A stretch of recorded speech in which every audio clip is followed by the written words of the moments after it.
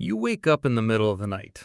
Your room looks normal. Your ceiling is still there. Your door is still there. Your blanket is still wrapped around you. But something is horribly wrong. You try to move your arm, nothing happens. You try to sit up, nothing. You try to call for help, and your mouth barely works. And then you notice it. There's someone in the room, a figure near the doorway, or maybe beside the bed. Tall, dark, watching you.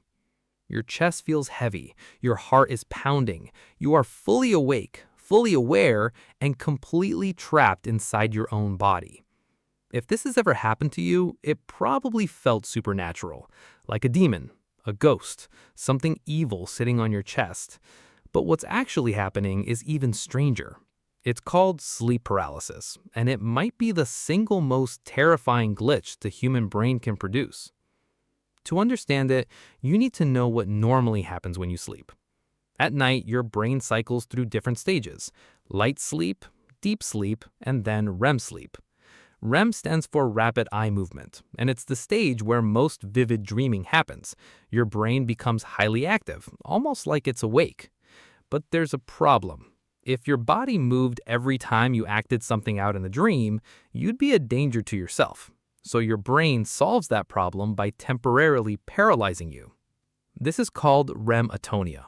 While you dream, your brain sends signals down into the body that basically switch your muscles off. Not your heart, not your breathing, but almost everything you'd use to stand up, run, punch, or scream. Every night your body is supposed to wake up after that paralysis turns off. Sleep paralysis is what happens when the order gets messed up. Your mind wakes up first, your body doesn't. So now you're conscious enough to know you're in your room, but your muscles are still locked in dream mode. That alone would be terrifying. But for a lot of people, it doesn't stop there, because sleep paralysis usually comes with hallucinations. And these aren't random. Researchers generally group them into three main types. The first is the intruder. This is the classic one.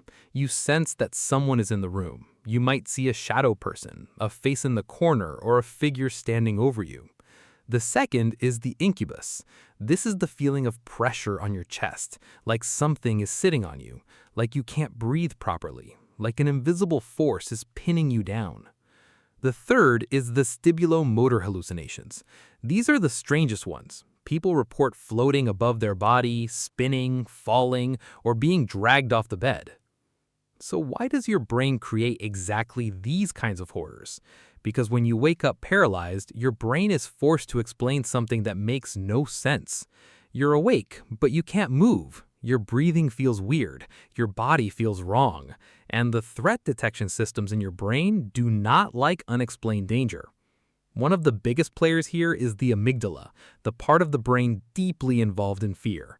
When the brain wakes into a state of paralysis, the amygdala can go into overdrive.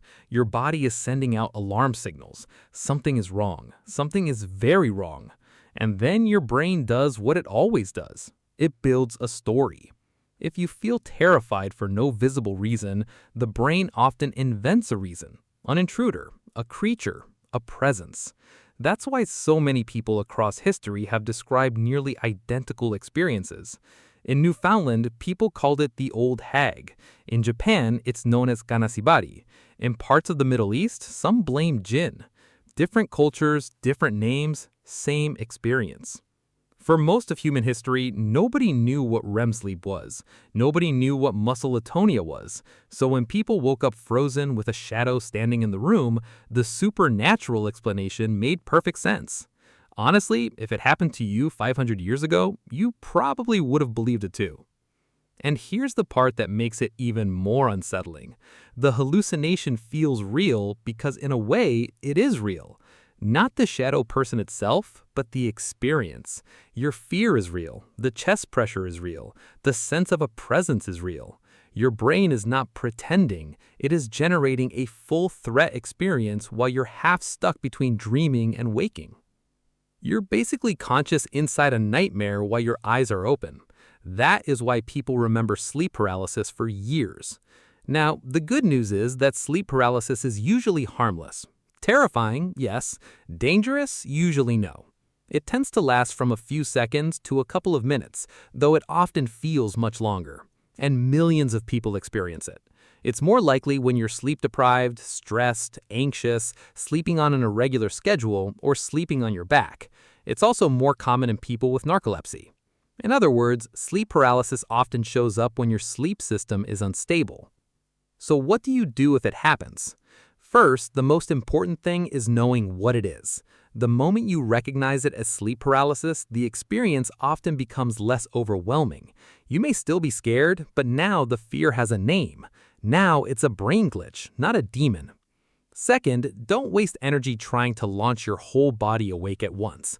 That usually makes the panic worse. Instead, focus on something small. Try moving a finger, a toe, your tongue, even blinking. Small movements are often easier to recover first, and once they start, the rest of the paralysis usually breaks. Third, focus on your breathing.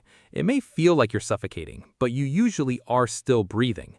The sensation is distorted because your chest muscles feel strange and your brain is panicking.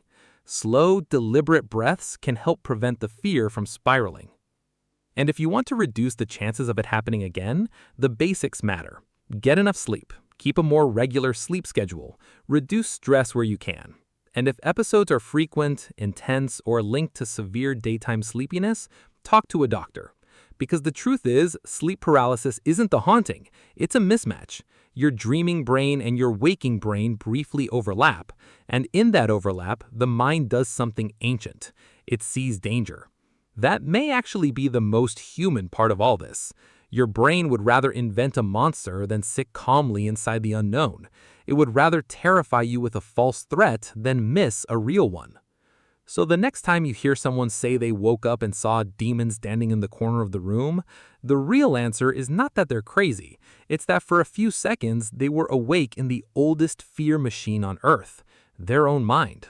And maybe that's why sleep paralysis feels so supernatural. Because in that moment, your brain isn't showing you a ghost, it's showing you what fear looks like when it has complete control of reality.